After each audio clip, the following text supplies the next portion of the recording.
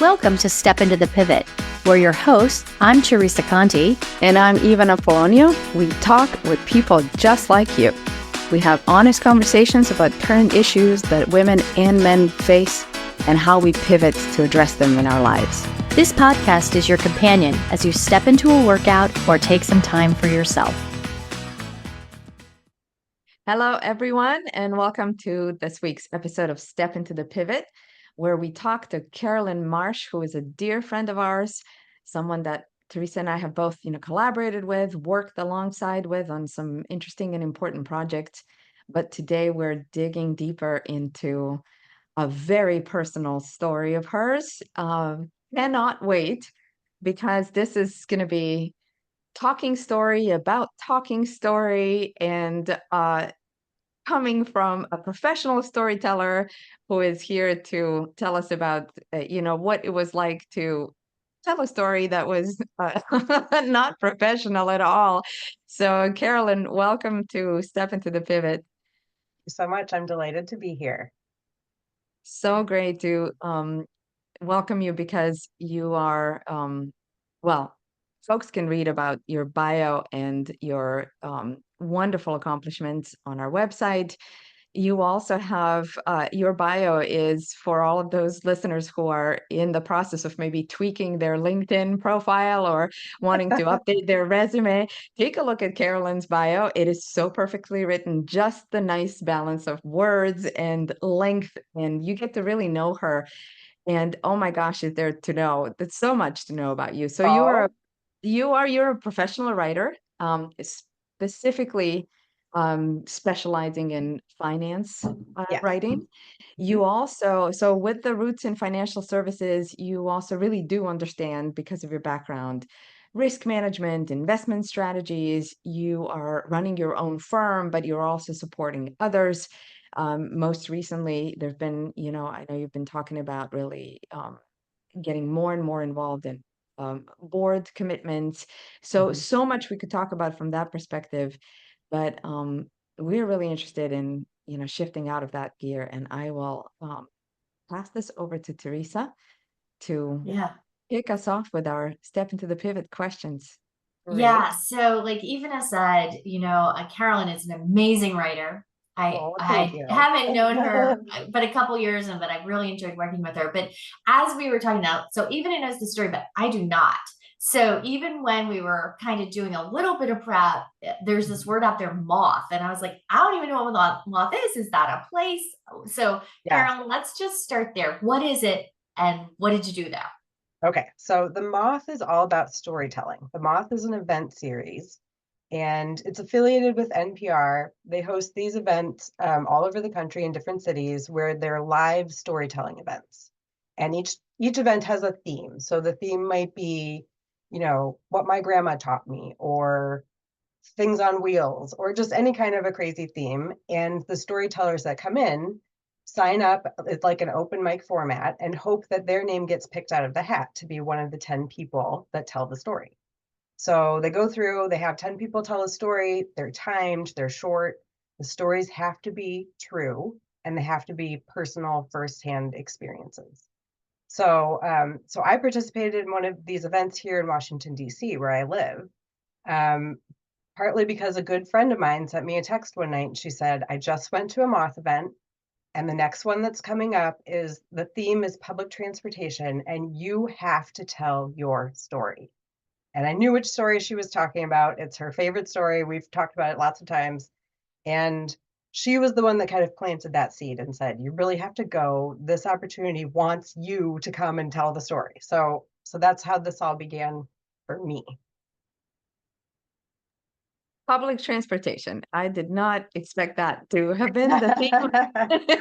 I have a couple of clues, but I want our listeners to know that we are going to actually get to hear Carolyn's story here. I'm super excited about this, because one of the things that really, encouraged me to get started with this whole Courageous Being initiative, even before the podcast, was, people's stories. And when folks are really authentically out there taking a risk, taking that leap of faith to trust others with their, with their experience.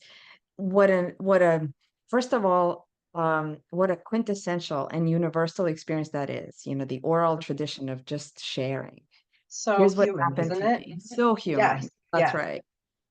It's such a root of our existence as a species. This is how we relate to each other. This is how we communicate with each other. And, you mentioned that I work as a professional writer. I write for financial companies. I'm hired to do white papers and on research topics. I'm always looking for how do we turn this into a story so that people can connect with that? Because that's what humans do. They love, give me a story. I just want to hear the story. So, that part of it is so, I think, central to communication as a species. Yeah, absolutely.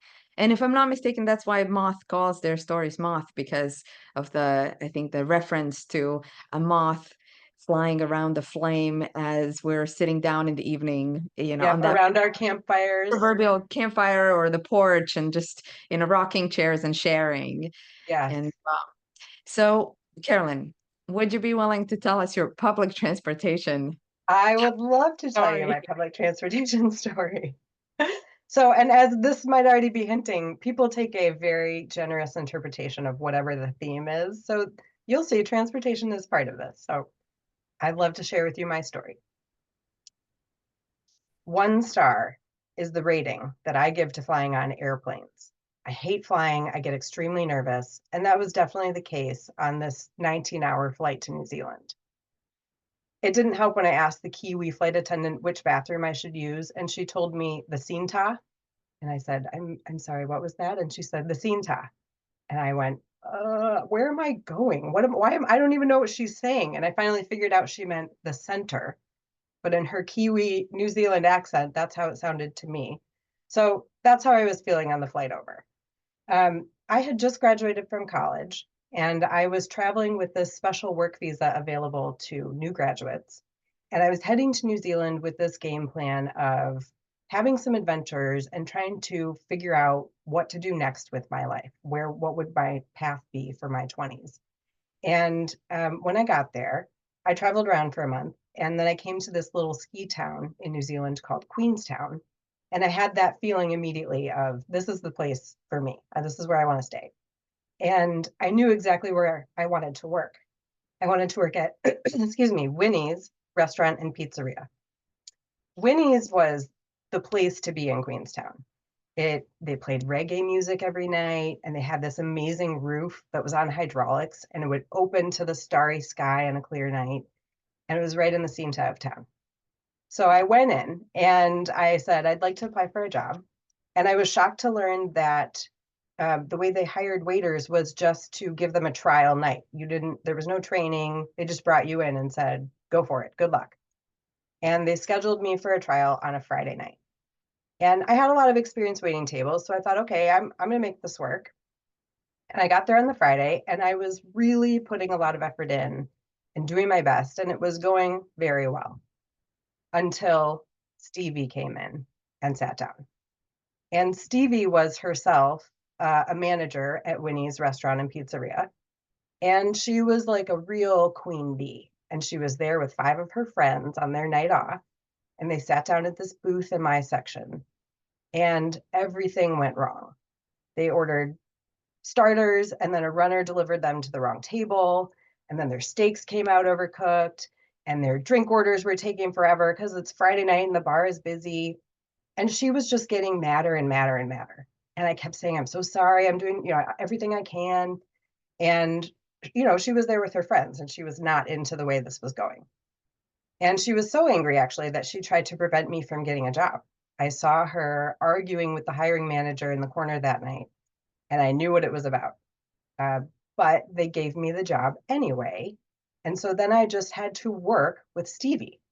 So I did my best to just avoid her. I was afraid of her. She had this big energy.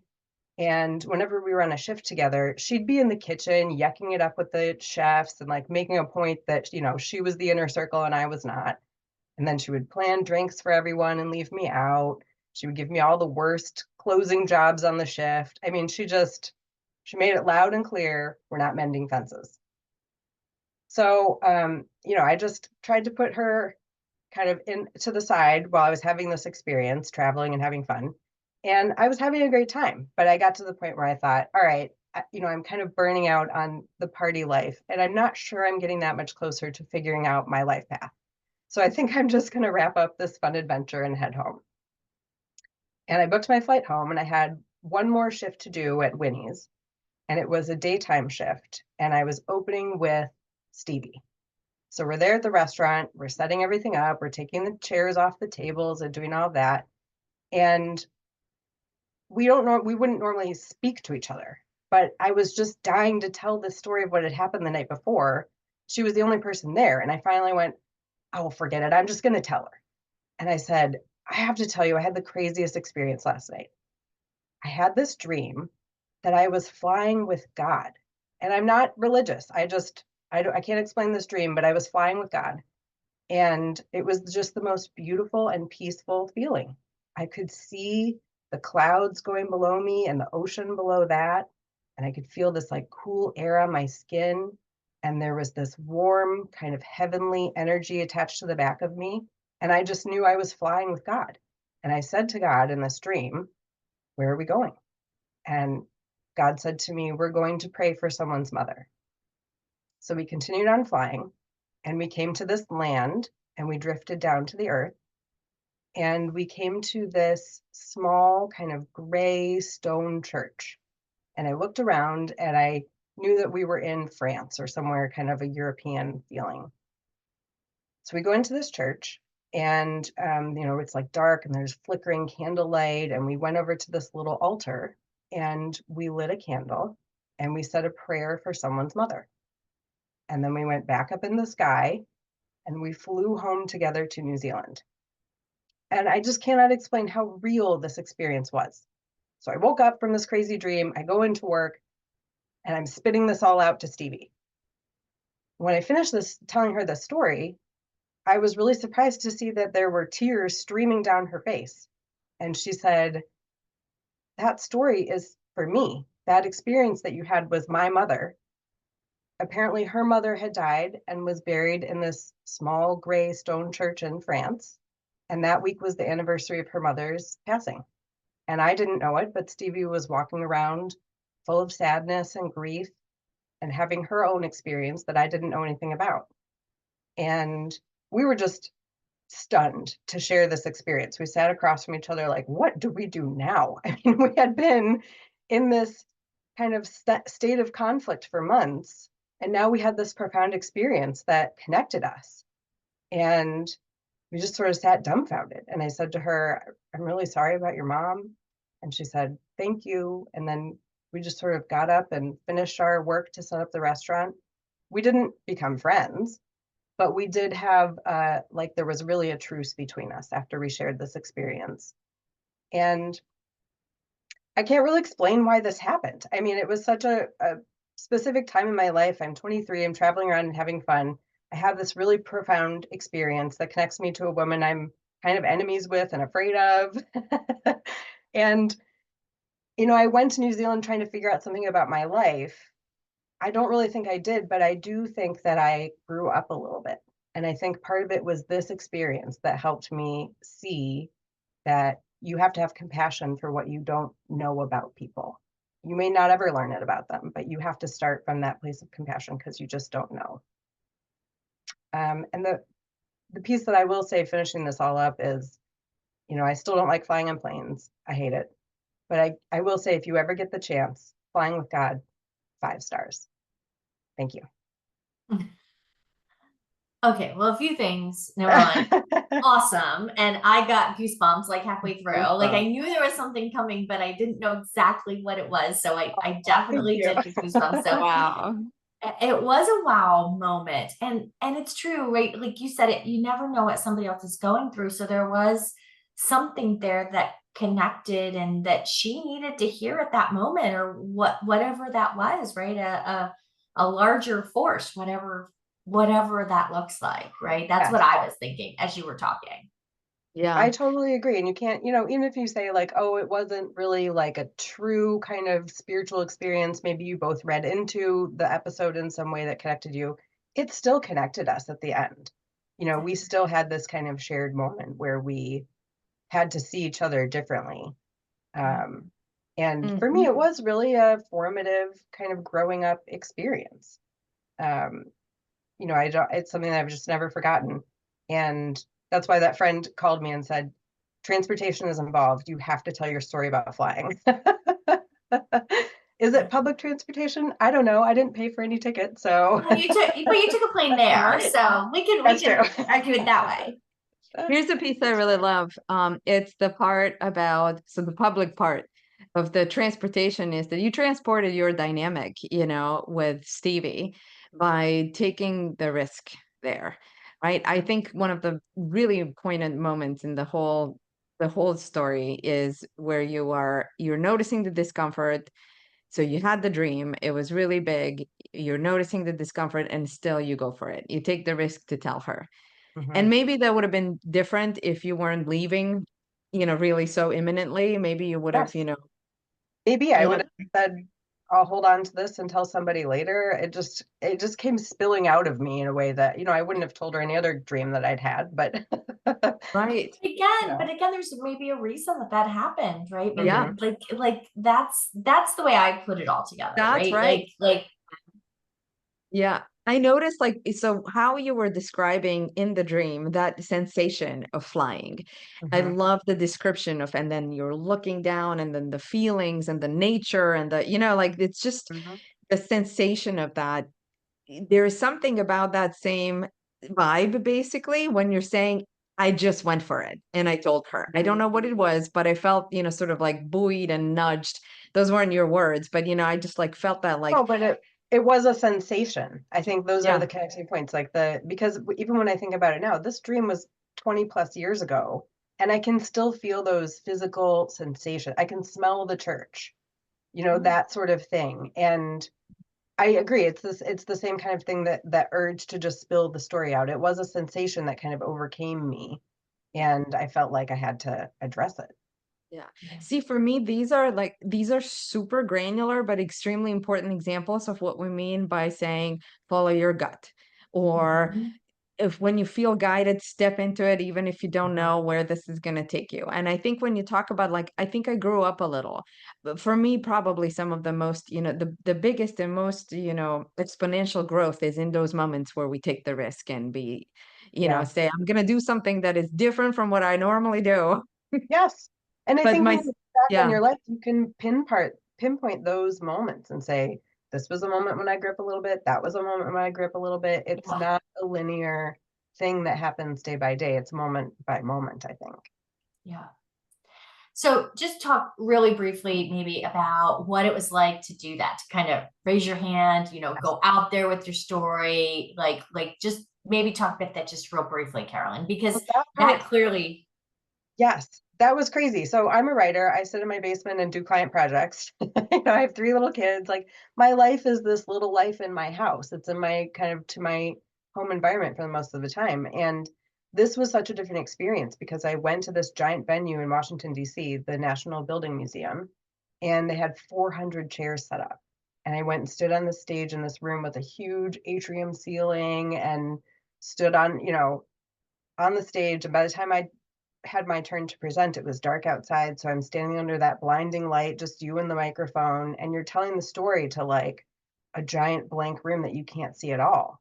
When I envisioned doing this, I thought, well, I'll be able to see people and I'll understand their reactions a little bit to how it's going. But once I got up there, I couldn't see anything. So I was just, it's kind of like standing on a, I don't know, up in the void and hoping that you're landing the way you want it to land.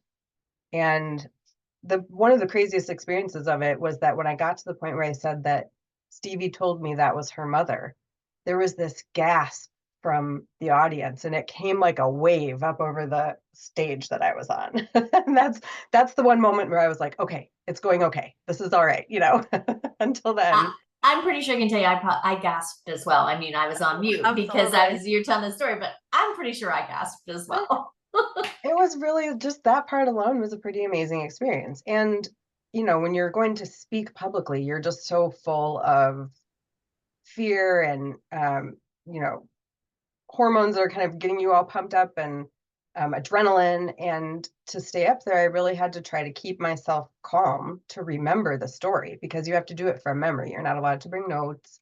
So, it was this experience of, it really was quite scary. And I had to use all of the tools I could think of to keep myself calm and centered and go forward with it. I actually don't hate public speaking. I know a lot of people say, never, never, never will I get up there and do that. But it's not something that I'm doing often at this stage of my life. So this was a big risk to take, and I really had to prepare for it and kind of hold my energy together while I did it. And that was crazy. And that's the part that I'm really proud of, because that was the hard part. That was a growing moment for me, I think, where I had to show myself that I could do it. Because going up to do this was one of those things for me in life. You get these little pings where you feel like, oh, that's for me. Like, I remember watching the Miss America contest as a child and seeing them play the piano and being like, that's for me. The piano is a thing that I'm going to do. I love that. And the Moth was kind of a similar thing, right? I would go to these events in DC. I've seen it a couple of times on stage. And I always had that idea of like, someday that's for me and I want to do that. And so there I was. I really, the opportunity came up. I felt like I had to say yes and just take on whatever that meant and get through it. And I did. So that was a big thing for me to do. And I feel like it was sort of a pivot to that point, the way that you talk about the ways that people welcome new things into their life or take on the next stage. That was sort of a pivot moment for me where I said, okay, I'm coming out of my basement. Normally I'm a ghostwriter, but this time I'm going to tell my story and get out there. It's a whole different thing. So there was a lot to take in with that experience. And it was a couple months ago now, I'm still really reflecting on it and trying to think about how would I do it differently? What did I get from that?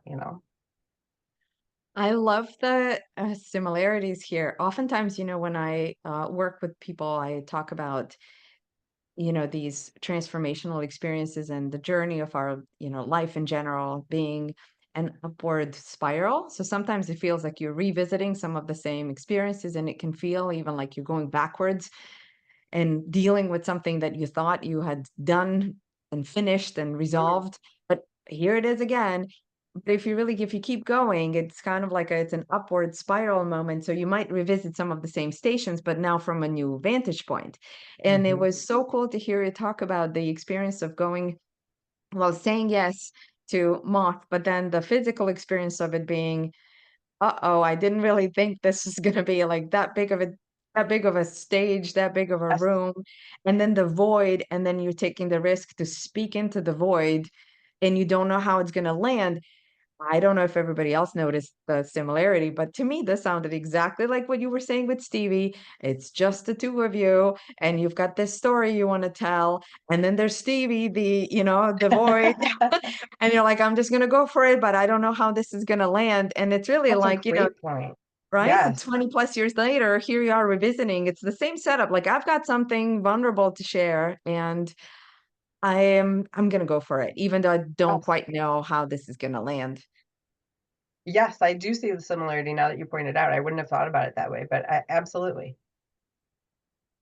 So tell us what held you back from doing something like this for this long. So if there were these nudges to do, and perhaps even more globally, not just, okay, now there's this particular opportunity that's such a fit. The theme is perfect, public transportation, location is right. But it seems to me like there's something here about this, as you talk about the basement and the ghost writing, about being behind the scenes with your voice, using your voice, but still being behind the scenes. Talk about Yes, this unveiling and letting yourself, come out of the that's such a basement good more generally. question.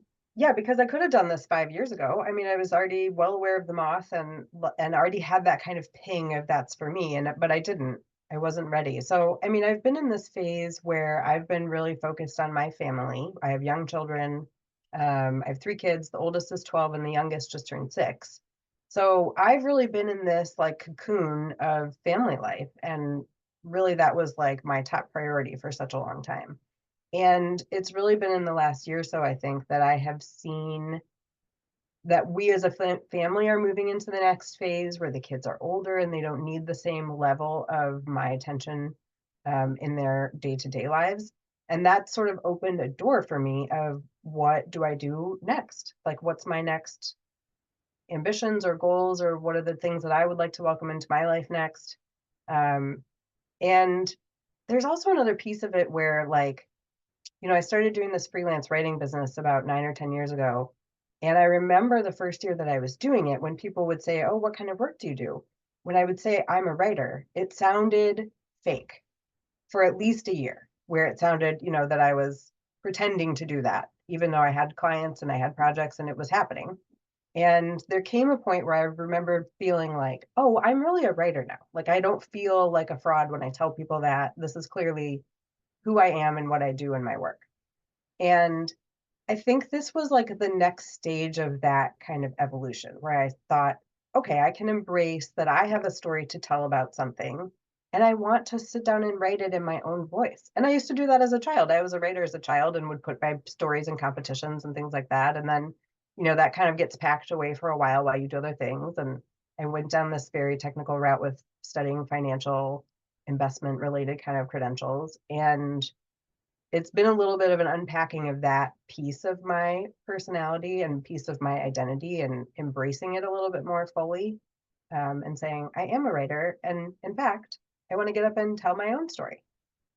So that was, I think, a piece of that evolution where I thought, at this stage in my life between where I am with my family and where I am with how I see myself in my professional work, it felt like the moment to welcome that in.